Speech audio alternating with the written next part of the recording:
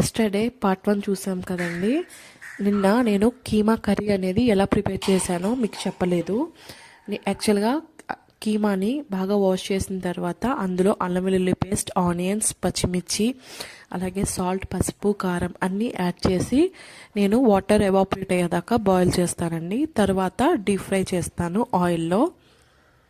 బిర్యానీలో పొడి మసాలా కూడా యాడ్ చేశానండి. ఇప్పుడు ఇందులో 1 కప్ బాస్మతి రైస్కి 1.5 కప్ వాటర్ తీసుకుని యాడ్ చేసి వన్స్ వాటర్ అనేది బాయిల్ అయిన తర్వాత రైస్ అనేది యాడ్ చేశానండి. టేస్ట్కి తగినట్టు సాల్ట్ కూడా బాయిల్ అయిన వాటర్లో యాడ్ చేసేయండి. అంతే అండి, ఫైనల్గా కీమా బిర్యానీ అయితే రెడీ అయిపోయింది. చూస్తున్నారు కదా బియ్యం అనేది ఎంత పొదునుగా పలుకులుగా వచ్చింది అనేది.